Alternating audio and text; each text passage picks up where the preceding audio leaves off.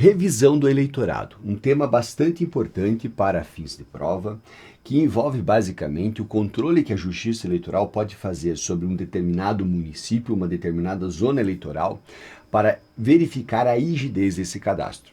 É claro que a Justiça ela vai dispor de vários instrumentos para que ela garanta que o cadastro eleitoral está rígido, ou seja, que de fato corresponda às pessoas cidadãs que têm e estão aptas a votar. Porém, nós sabemos também que pode haver fraude, nós podemos ter uma situação de inscrição eleitoral dúplice, plurima, outras situações que não são detectadas, por exemplo, pelo batimento, e isso de certo modo prejudicar o resultado, né? Não corresponder exatamente ao corpo de cidadãos aquelas pessoas que estão lá listadas como eleitores, né? Como você sabe, toda vez que sai a eleição, né, toda vez que nós temos um processo eleitoral, são impressas listas de eleitores que ficam lá em poder dos mesários e somente as pessoas que estiverem listadas poderão votar.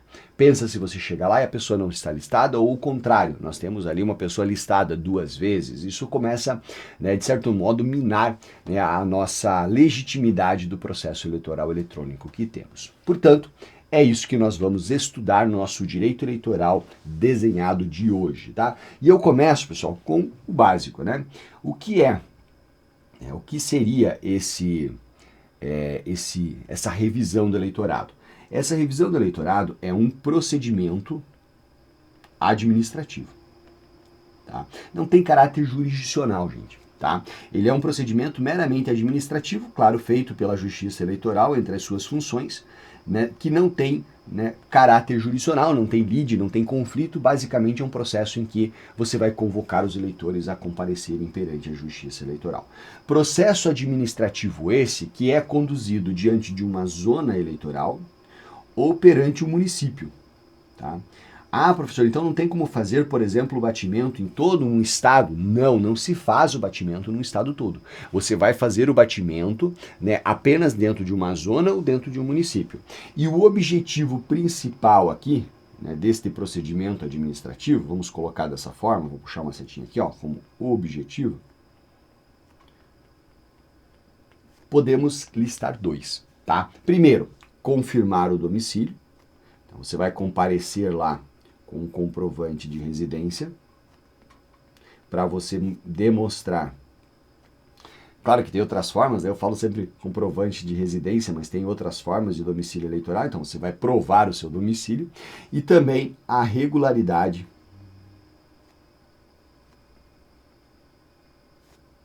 da inscrição.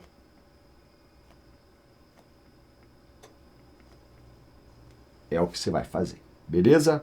Então tá aqui, né, ficar clara a parte de conceituação, né, me parece nós não precisamos nos preocupar mais, tá? Dito isso, pessoal, o que você vai pensar aqui comigo? Ok, temos que entender quais são as hipóteses ou em que situações haverá, né, será haverá realização desta revisão. E basicamente quando nós falamos sobre as hipóteses, são 2. Então eu vou colocar aqui, ó, hipóteses. Tá? São 2. A primeira delas é quando nós temos fraude. Tá? É dita como hipótese subjetiva. Tá? E a verificação de fraude ela vai depender de você olhar para a situação em concreto e perceber que ali houve uma movimentação de fraude, criando laranjas, alguma coisa nesse sentido. Então vai ter que verificar o dolo, alguém com essa intenção fraudulenta, perfeito.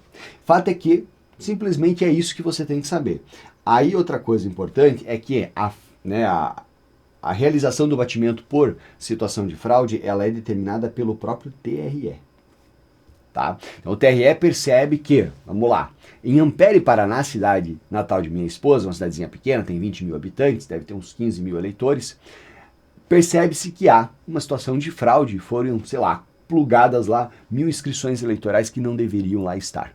Tá? Você começa a investigar, então vamos chamar o corpo eleitoral todo e faremos o processo de batimento. Tá? A segunda situação, ela é bem interessante, pessoal. Nós chamamos aqui de situação em que o batimento será objetivo, então nós temos que verificar critérios técnicos. E basicamente nós precisamos verificar 3 requisitos para que ela aconteça. Então são 3 requisitos. E são objetivos esses requisitos. Eu vou anotar. É bem diferentona, tá? Ok, vamos lá. A primeira situação aqui desta segunda hipótese é o seguinte: você ter transferência de eleitores no ano em curso for 10% superior ao ano anterior. Então você ter transferências, aquele procedimento que nós temos ali de transferência quando a pessoa vem provar a alteração do domicílio, transferências, 10, né, 10, eu vou colocar 10% mais, 10% mais, tá? Claro que se lembra assim, em relação ao ano anterior, ano, né, ano barra ano, então ano barra ano. Então você olha no ano de 2023, olha no ano de 2024, e em 2024 teve 10% a mais, pronto. É um primeiro, vamos lá, um primeiro indício, tá? Nós temos também que o eleitorado, no local aí no município, na zona objeto, esse eleitorado ele vai corresponder, ou melhor, ele vai ser superior a 2 vezes, né, 2 vezes as pessoas. Então 2 vezes, deixa eu só arrumar aqui direitinho, tentar montar uma espécie de forma, 2 vezes pessoas, né, com 10 a 15 anos,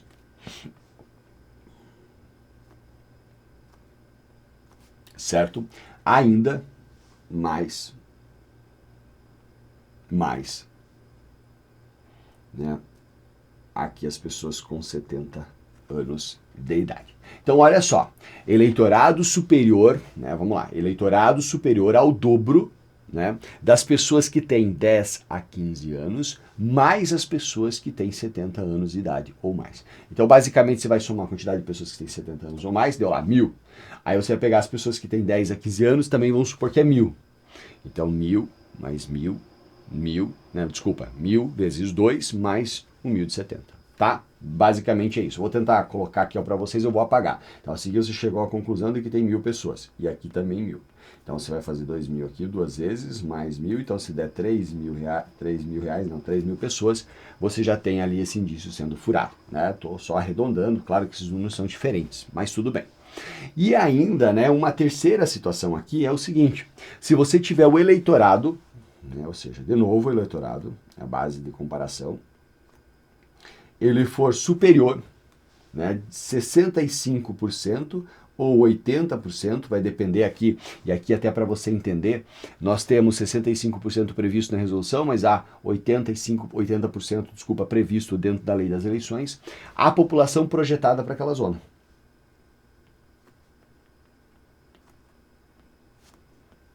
Né, pelo IBGE. Então o IBGE vai lá, ele projeta, né? Ele projeta o número de pessoas para aquele local a partir do censo que faz, e você vai verificar que no final do dia o eleitorado ele é 65% superior ou 80% superior. Só para explicar esse 65 80, tá, professor? Você vai dizer, professor, mas na hora da prova o que está certo? O 65 ele vai abranger 80, certo? Porque se está 65% superior, né? Na verdade, desculpa, o 80 vai abranger o 65. Se está 80%, vai abranger o 65. Se o 80% superior se verificar, naturalmente tem que ter, porque já está acima de 65% também. Por que eu estou trabalhando? Porque a lei das eleições fala em 80%. E a resolução fala em 65%. Então, numa questão de prova, aqui você precisa ter sagacidade. Geralmente ela vai fazer referência à resolução, mencionando os 65%, porém, se uma questão maluca vier e falar em 80%, você vai lembrar que está no Código Eleitoral, tá? Então esse é o detalhe aqui que nós precisamos saber, tá? Dito isso, o que você tem aqui? Ó? Você tem, né, as 3 hipóteses, deixa eu voltar para a tela, né, os 3 requisitos, lembrando que esses requisitos são cumulativos, tá? Ótimo. Então, passamos aqui pelas hipóteses, vou virar a tela, porque agora eu começo a falar um pouco sobre o procedimento, tá? Vamos lá, sobre o procedimento. Aqui é chato, não tem jeito. Aqui nós temos o quê? Nós temos uma série de regrinhas, pessoal, tá? É importante que você tente lembrar o máximo delas, né? Mas enfim, se você não lembrar tudo também, paciência, tá? Porque é muita regrinha esparsa, você vai ver que é prazinho, mas enfim, eu vou trabalhar com vocês de forma objetiva para facilitar a sua compreensão, mas é por aí que você vai ter que andar, tá? Primeira coisa, nós temos o seguinte, pessoal, tá? O tempo, ou melhor, o prazo do procedimento,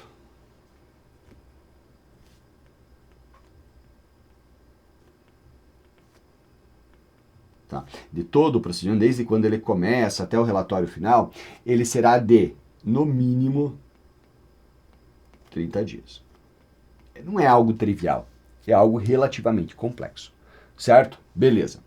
Nós temos que concluir até, quando iniciado, claro, esse prazo ele pode ser maior, mas caso iniciado o procedimento de revisão, tem que concluir até 31/3 de ano eleitoral, tá? Então isso é um ponto importante aqui, né? Você está lá com o procedimento se arrastando, você tem que concluir ele até 31/3 do ano eleitoral. Isso para quê? Para que você possa ter tempo de firmar o cadastro eleitoral rígido para que você realize as eleições naquele ano. Imagina se você faz o processo de revisão do eleitorado concomitantemente às eleições, vai vir uma bagunça, né, total. Beleza?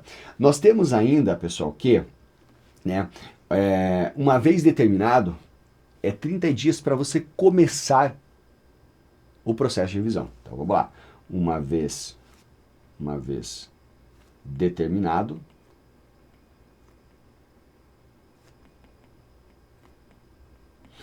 né, se você tem 30 dias para iniciar. Então vai ter lá o TSE, né, a partir dos dados objetivos, constatando a necessidade de revisão, determinou 30 dias para começar. O TRE apurou fraude, determinou 30 dias para começar. Nós temos que ter aqui também 30 dias, bastante 30, né, de ampla divulgação, porque tem que atingir as pessoas. Então você vai ver coisa no rádio, na TV, vai ver outdoor, vai ver campanhas educativas na cidade, nas ruas. Para quê? Para que a população tome ciência de que esse procedimento está acontecendo. Até mesmo porque, isso é muito interessante, se você não comparecer, você vai ter a sua inscrição cancelada. Você tem que comparecer, certo? Você não vai poder votar.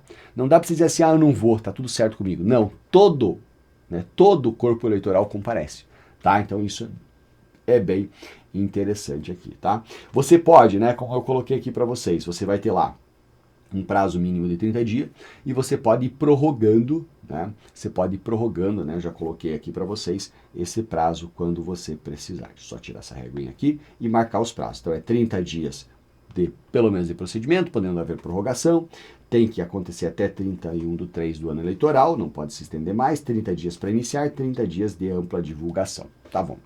Aí, dando sequência aqui, eu vou agora continuar com essas regrinhas de procedimento, mas essa bolinha é um pouco específica, porque ela vai dizer respeito a quê, pessoal? Ela vai dizer respeito à questão da comprovação do domicílio. Então, vamos falar disso. Comprovação do domicílio. Como assim? Comprovação do domicílio. Veja, como você sabe, eu tenho que provar quem sou eu com os meus documentos e provar o meu domicílio, tá? Beleza. Aí eu vou comparecer lá com o quê? Geralmente com comprovante residencial, tá? Esse comprovante residencial pode ser uma conta, tá? De luz, né? De internet, sei lá. Algo que me vincule àquele local. Ele tem que ter o quê? Tem que ser dos últimos 3 meses. Tem que ser dentro de 3 meses, né? Beleza. No dia que eu for atendido, vou olhar, tem que ter 3 meses. Se eventualmente eu for provar mediante algum outro tipo de vínculo, aí você não vai provar com o comprovante, certo? Naturalmente você não precisa levá-lo. Aí você vai fazer a prova específica. Eu vou colocar aqui, prova específica, tá? É muito... Olha, um dia eu perguntei, pessoal, a pessoas que trabalham na Justiça Eleitoral, e elas me disseram que elas praticamente não tinham visto situação referente a domicílio eleitoral sendo firmado por outros vínculos. A não ser na hora que chega lá no momento do registro da candidatura e a pessoa busca fazer este registro do vínculo, né, já pretendendo concorrer. Então, olha, eu moro no estado de São Paulo, mas eu tenho minhas empresas, eu tenho 2 empresas aqui nesse local, eu tenho vínculo profissional aqui, beleza. Aí consegue, tá? Mas é muito raro mesmo. Geralmente é prova domiciliar, tá? E lembrando que você vai ter o quê? Você vai dispensar, né, essa comprovação de quem, pessoal? Você vai dispensar essa comprovação do índio, você vai dispensar essa comprovação do quilombola, tá? E também de pessoa em situação de rua.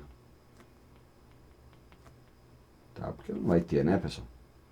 Nenhum deles terão. Então, só para você saber, existem essas 3 regrinhas aí em relação à comprovação do vínculo. Beleza? Vamos lá. Dando sequência ainda sobre procedimento, eu tenho algumas regras finais aqui para vocês que eu gosto de mencionar, tá? Por exemplo, né? Ela é controlada pelo juiz e fiscalizada pelo MP. Então, vamos lá. A revisão,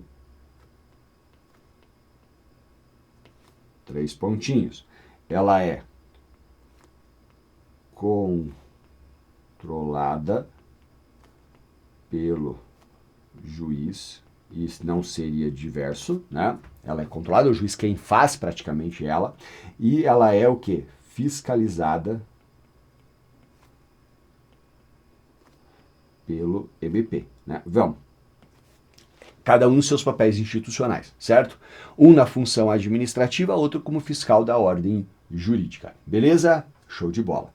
Outro ponto aqui, deve-se dar conhecimento, então vou colocar aqui, ó, dar conhecimento a quem? Você já sabe, ao partido, né? Ao partido político, ou seja, os partidos políticos têm que ter conhecimento, porque eles também atuarão aqui como fiscais, certo? Beleza. Você pode, inclusive, ali o juiz eleitoral, né, esse controle, então vou até marcar aqui, ó, o juiz ele controla, o MP fiscaliza e nós temos que dar conhecimento ao partido, né? Naturalmente, o juiz, quando ele vai realizar, ele tem esse papel aí de fazer acontecer a revisão, ele pode precisar de pessoas, né, e vai precisar. Então, são contratados, às vezes, terceirizados, às vezes são trazidos funcionários e servidores para auxiliar, né, de um determinado município da prefeitura e assim vai. Beleza? Show de bola.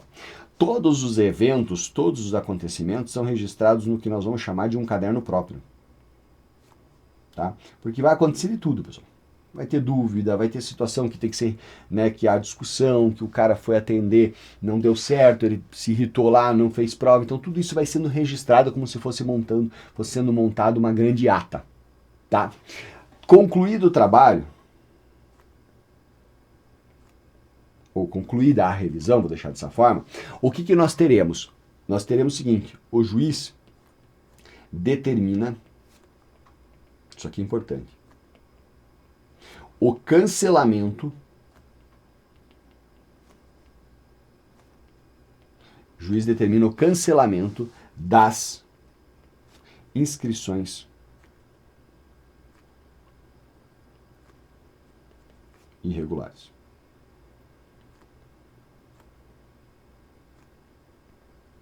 Certo? Cancelamento das inscrições irregulares. Ou seja, ditas inscrições irregulares, aquelas de quem não compareceu.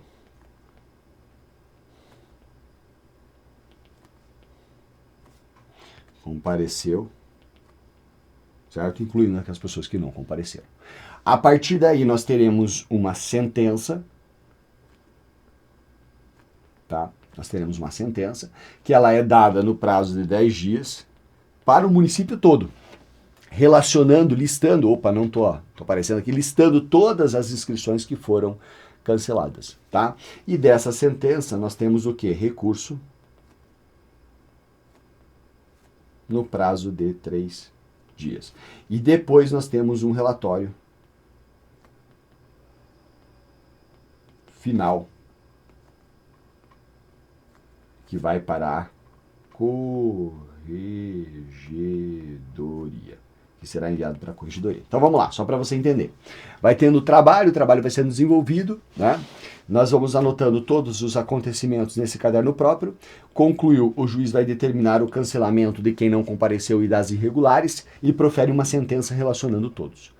Nós temos a publicação da sentença, tem 3 dias para recurso, passado o prazo recursal, você monta um relatório final e vai para a corregedoria. E galera, é isso que você tem que saber aqui, Tá bom? Olha que interessante, né? Revisão do eleitorado é um tema bem quente, pessoal, um tema muito importante. Então, o que nós vimos basicamente? Que é um procedimento administrativo que vai confirmar o domicílio e, né, a regularidade da inscrição. Pode ser em situação de fraude por determinação do TRE ou na verificação dos objetivos, né, que nós trouxemos aqui, e aí nesse caso a determinação aqui é do TSE. Tá? Quais são esses requisitos? Vamos lá. Transferências 10% superiores em relação ano a ano, eleitorado maior do que 2 vezes as pessoas entre 10 e 15 anos somadas às pessoas de 70 anos ou mais, eleitorado também superior a 65% conforme a resolução, 80% conforme a lei das eleições, né, do que aquilo que está projetado pelo IBGE para aquela zona eleitoral. Procedimento, 30 dias para que nós tenhamos, né, o início, né, o prazo mínimo do procedimento, até 31/3 tem que acabar, tá, né, do ano eleitoral. Nós temos, uma vez determinado, né, tem 30 dias para que comece, tem que ter 30 dias de ampla divulgação e pode sendo prorrogado. Você vai comprovar o domicílio, legal. Se você vai utilizar uma conta residencial 3 meses, se você provar por vínculo, você vai fazer uma prova específica, tá? Ok, nós vamos dispensar de prova domiciliar índio, quilombola e pessoa em situação de rua. E em relação aos demais elementos, o que nós temos? Revisão ela é controlada pelo juiz, fiscalizada pelo MP e acompanhada pelos partidos políticos que têm que ter conhecimento do que está acontecendo. Tudo registrado em caderno próprio. Concluiu, nós vamos ter ali o cancelamento das inscrições de quem não compareceu ou a irregularidade, sentença dada com a relação de todo mundo em 10 dias, prazo de 3 dias para recurso e um relatório final depois sendo enviado à corregedoria. Ufa! Legal? Fechamos aqui? Curtiu? Joinha para mim. Qualquer dúvida, comenta aqui embaixo. Abraço, galera. Até mais.